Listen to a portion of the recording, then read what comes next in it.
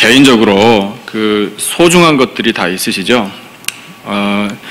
당신에게 가장 소중한 게 뭡니까? 라는 질문을 받으시면 여러분 어떻게 대답을 하시겠습니까?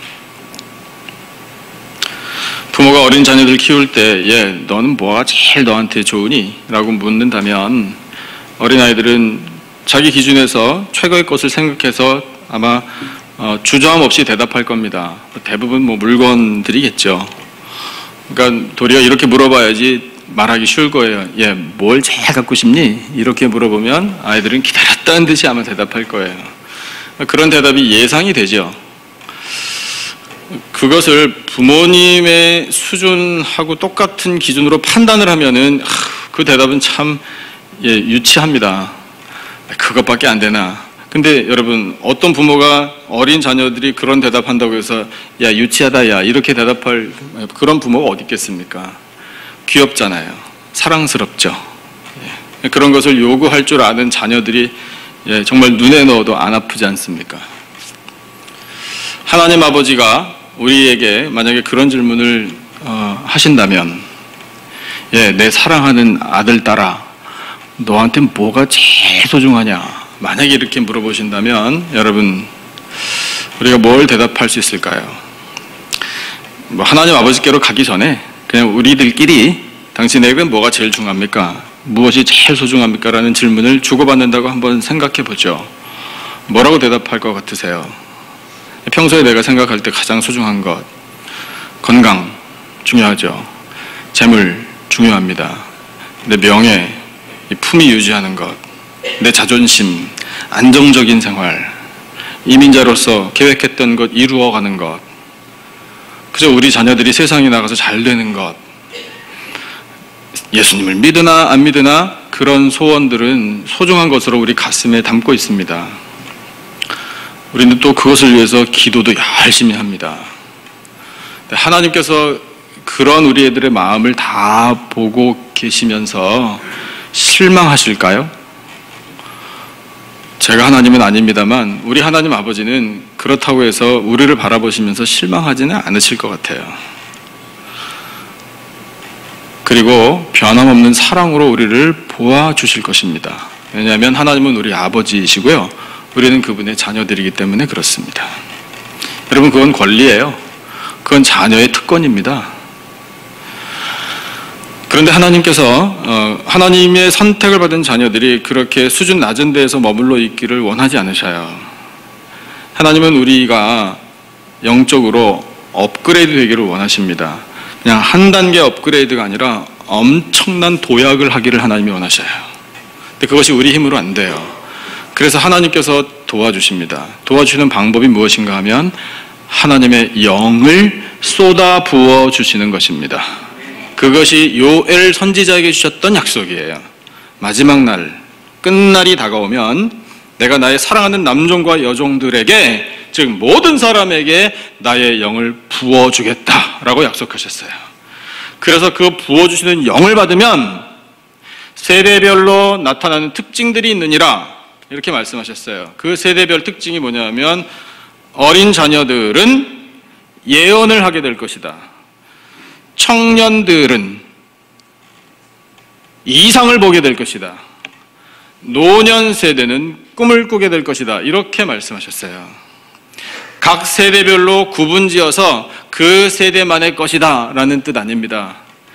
모든 세대가 소년에서부터 노년에 이르기까지 모든 세대가 공통적으로 표현을 한다면 하나님의 뜻을 알게 될 것이다, 이 말씀이에요. 그 하나님의 뜻을 알게 되는 것이 즉 우리의 영적인 수준을 끌어올려 주시는 겁니다. 우리의 관심사가 우리 눈에 보이는 세상 것에 머물러 있는 그런 하나님께서 보실 때 기대 이하의 것이어도 하나님께서는 진노하시는 것이 아니라 우리 아버지이시기 때문에 우리 부족한 자녀들을 끌어올려 주시는 거예요. 하나님의 영을 부어주심으로 하나님의 수준까지 우리를 올려주시는 것입니다. 그래서 하나님께서 우리에게 펼쳐주시고 하나님께서 우리를 위하여 예비하신 그 놀라운 은혜를 우리도 알게 하시는 거예요. 그것이 성령께서 우리 안에 오셔서 역사하시는 일입니다. 다이아몬드 좋아하십니까? 다이아몬드 갖고 계십니까? 안 보이셔도 괜찮습니다. 갑자기 왜 그러시지? 그러시면서 감추실 필요 없어요. 다이아몬드가 제일 처음에 발견되어서 공급한 나라가 인도라는 자료를 봤습니다. 그 다음에 전 세계적으로 볼 때 몇 나라, 몇 지역에서 다이아몬드가 뭐라고 하나요? 발굴이 됐다고 해야죠. 발견이 되어서 이제 공급을 했습니다. 브라질, 서남아프리카, 호주, 캐나다, 이 정도 지역이에요. 보니까 인도 처음에 나왔고요. 핑크 다이아몬드라는 거 혹시 보셨습니까? 저는 이번에 다이아몬드에 대해서 좀 연구하다가 처음 봤어요. 처음 들었어요. 본 것도 아니에요. 그런 게 있구나. 이렇게 두네요. 핑크 다이아몬드가 참 귀한가 봐요. 근데 그 핑크 다이아몬드가 제가 살면서 사역했던 호주라는 나라에서만 나오더군요. 그걸 왜 몰랐을꼬. 근데 매장량이 서남아프리카에 제일 많다는 그 기록이 있습니다. 그 중에 대표적인 나라가 남아프리카 공화국이에요. 마을에서 다이아몬드가 나오기 시작했습니다. 아들이 산에 가가지고 딱딱하고 반짝반짝하는 돌을 주워왔어요. 근데 쓸 데가 없어요. 그 아이들이 그거를 캐다가 사탕하고 바꿔 먹었어요. 저런 우리는 이제 그렇게 되잖아요. 그걸 사탕하고 바꿔 먹다니. 많이 바꿔 먹었더군요. 그 나라 아이들이. 그래서 그게 바깥 세상으로 많이 나왔어요. 이미 다이아몬드에 대해서 눈뜬 열강들이 그 지역을 점령했습니다. 채광권을 다 가져가 버렸어요. 남아프리카 공화국의 사람들이 그 다이아몬드의 가치를 발견했을 때는 이미 늦어버렸습니다. 자기들의 그 모든 다이아 광산을 외지 사람들이 다 가져가 버린 거예요. 가치를 모르면 이런 일이 생겨요. 얼마나 땅을 치면서 후회를 하고 했겠습니까?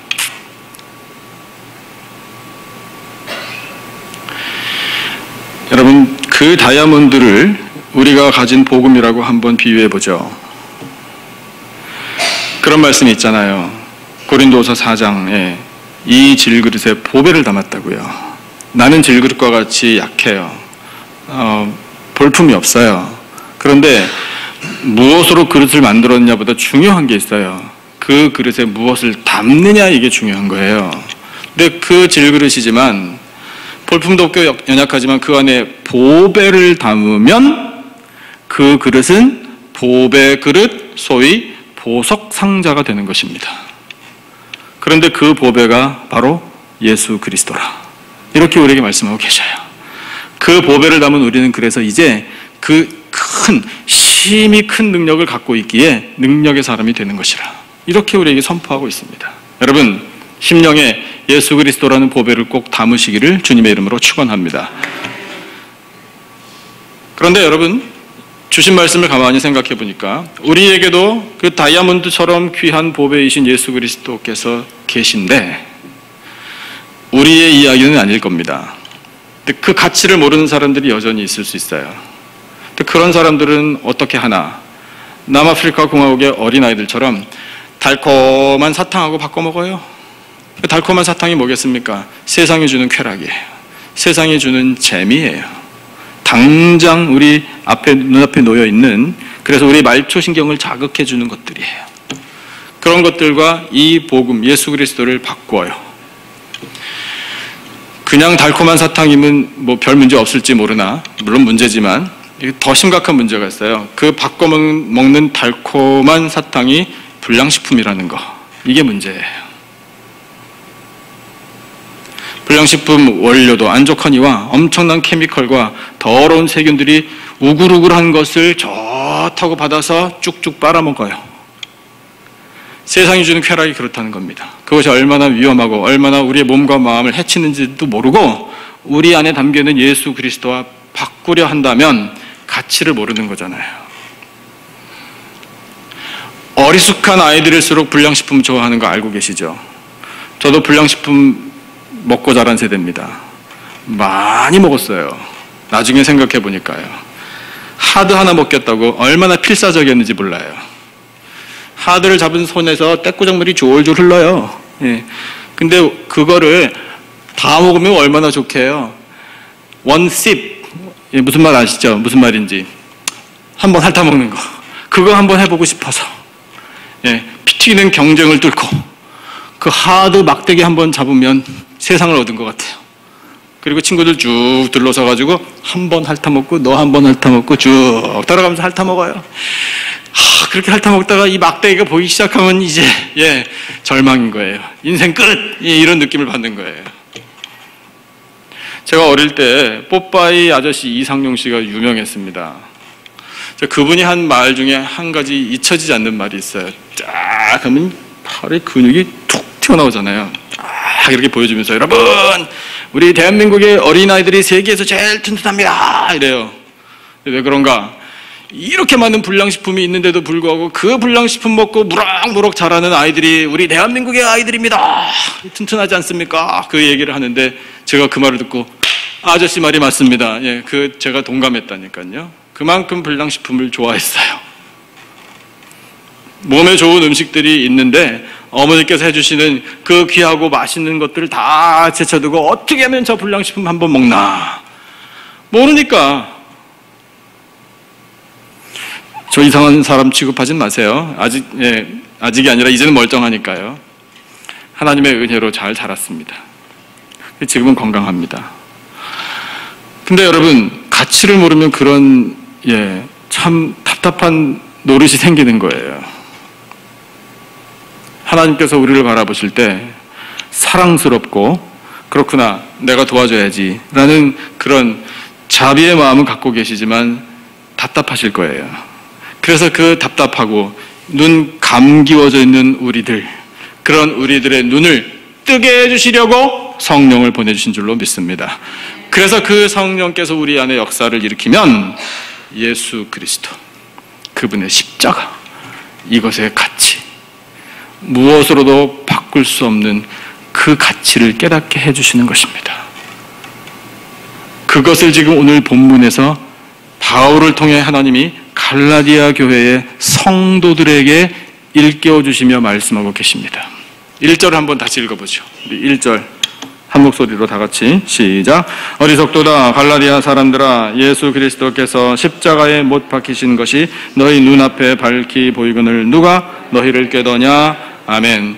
여러분 생각해 보세요. 성도들입니다. 예수님 안 믿는 사람들이 편지 받은 거 아니라 성도들이 받은 편지예요. 근데 자기들에게 복음을 전해준 바울 선교사가 어리석도다 갈라디아 사람들아 누가 너희를 깨더냐. 그 다음에 또 어리석도다 갈라디아 사람들아 반복해요. 기분이 어떻겠어요? 기분 되게 나쁜 거죠. 왜 우리들 어리석다고 해? 우리 나름대로 잘 살고 있는데 내가 뭘 잘못했다고라는 그런 반발심이 생길 법해요. 근데 여러분 이 책망 어리석도다 누가 너희를 깨더냐 이렇게 책망하시는 이 바울을 통한 하나님의 말씀은요 갈라디아 교회 성도들을 사랑하시는 사랑의 매입니다. 하나님께서 갈라디아 교회 사람들이 지금 잘못된 길로 가고 있고 보배이신 예수 그리스도를 달콤하다고 세상이 주는 쾌락이라는 사탄과 바꿔먹는 그와 같은 일들, 그것을 지금 그만두게 하시고 그들의 눈을 뜨게 하시려고 주시는 말씀이에요. 그렇다면 그 말씀은 오늘 우리가 새겨들어야 할 말씀입니다. 성령이여 우리에게 오셔서 우리의 눈도 뜨게 해주십시오. 그래서 예수 그리스도를 밝히 알아보게 해주십시오. 그분의 십자가를 밝히 보게 해주십시오. 그 가치에 눈 뜨게 해주십시오 라고 우리가 기도해야 한다는 것입니다. 갈라디아 사람들이 왜 그런 책망을 받았나? 초신자들이에요. 바울과 동역자 선교사들이 처음 가서 복음을 전해줬습니다. 대부분의 사람들이 헬라 사람들이에요. 그 사람들이 복음을 빠른 속도로 받아들였습니다. 그것도 성령의 역사예요. 그런데 이분들이 연륜이 없어요. 그 다음에 지식도 부족해요. 그런 사람들을 와서 누가 헷갈리게 만들었나? 유대인들이 헷갈리게 만들었어요. 그 갈라디아 지방, 그 당시에 로마가 다스렸던 많은 지방에는 현지인 헬라인들과 또 로마 사람들, 시민권자들, 그리고 흩어진 유대인들이 혼재되어서 살았습니다. 그런데 그 유대인들이 가지고 있었던 게 뭐냐면 율법이에요. 전통이에요. 그 사람들이 지금 막 초신자가 된 갈라디아 성도들 와서 헷갈리게 만들었어요. 교회까지 침범해 와서 그들이 모여서 함께 예배드리고 말씀 배우고 하는 그 자리에 와서 이들을 혼란스럽게 만들었다고요. 뭘 가지고 혼란스럽게 만들었나? 그 율법, 자기들의 전통. 그래서 이렇게 아주 그 사람들을 낮게 평가하면서 이야기한 거예요. 당신들 율법을 알아? 이렇게요. 그 율법은 하나님께서 우리 민족에게 선물로 주신 것이다. 우리 민족은 처음부터 대대로 이 하나님의 법을 가지고 그것을 지키며 살아왔다. 그래서 우리는 하나님의 진정한 백성들이다. 당신들이 이 율법을 언제 배워본 적이 있느냐? 당신들이 언제 이 율법을 지킨 적이 있느냐? 당신들을 진정한 하나님의 백성이라고 할 수 있겠느냐? 이렇게 공격한 거예요. 할례 받은 사람 있느냐? 이 중에? 이렇게요. 할례야말로 하나님의 백성이라고 인침을 받은 표인데 그것을 지금 갖고 있는 사람 있느냐? 이렇게 공격하니 무슨 할 말이 있어야죠. 그러니까 아무 말 못하는 거예요. 그럼 어떻게 하면 됩니까? 대본에 이런 질문이 나오잖아요. 할례부터 받아. 그리고 율법을 지켜. 그래야지 진짜 하나님의 백성이야 라고 말하니 귀도 얇고 잘 모르고 경험도 없고 그런 갈라디아 사람들의 그 성도들의 연약한 마음 때문에 그쪽을 따라간 거예요.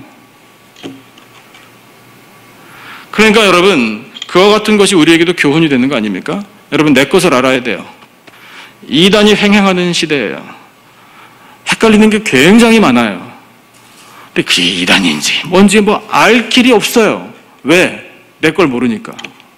내가 가진 진리를 모르니까. 내 안에 담겨있는 보배이신 예수 그리스도에 대해서 잘 모르면 헷갈리는 거예요.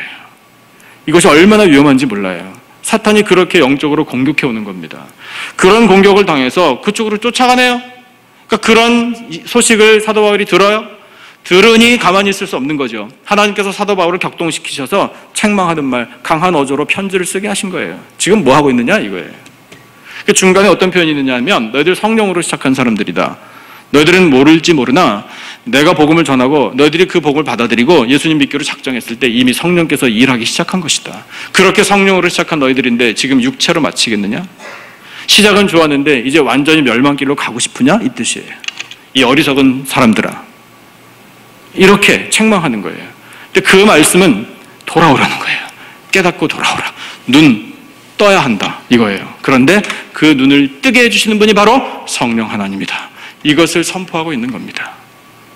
여러분, 그러면 우리가 이런 말씀을 대할 때마다 나는 지금 예수님 믿고 교회 다닌 지 수십 년이 지났는데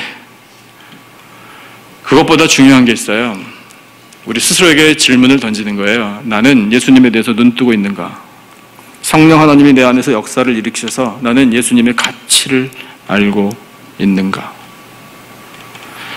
그 예수 그리스도, 십자가에 못 박히신 예수 그리스도를 밝히 본다고 그랬잖아요. 갈라디아 교회 사람들이 예수님을 만날 수가 없습니다. 이미 예수님은 승천하시고 난 다음이에요. 어떻게 봅니까?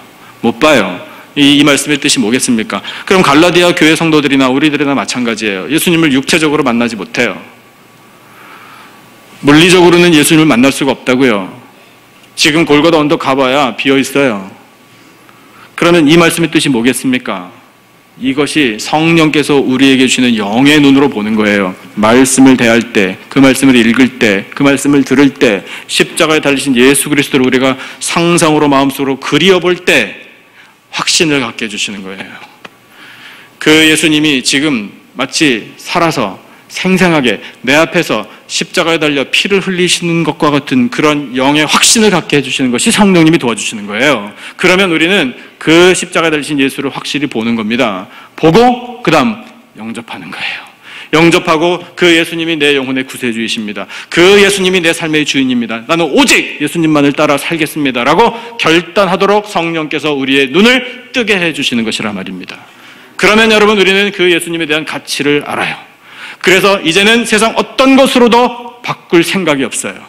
그런 공격이 와도, 그런 유혹이 와도 나를 침범하지 못해요. 무슨 소리? 예수 그리스도 외에는 더 귀한 것이 없다. 예수 그리스도의 십자가 외에는 나에게 자랑할 것이 없다. 이렇게 우리가 단호하게 선포하고 살 수 있는 것입니다. 그것이 우리의 눈을 뜨게 해주시는 성령께서 역사하시는 것입니다. 그 예수님을 밝히 알아보게 하고 예수님의 귀하신 은혜와 예수님의 소중함과 예수님의 가치를 알게 함과 동시에 성령께서 우리의 눈을 뜨게 해주셔서 우리가 누리는 은혜가 있습니다. 그것이 믿음입니다. 믿음. 여러분, 믿음은 선물입니다.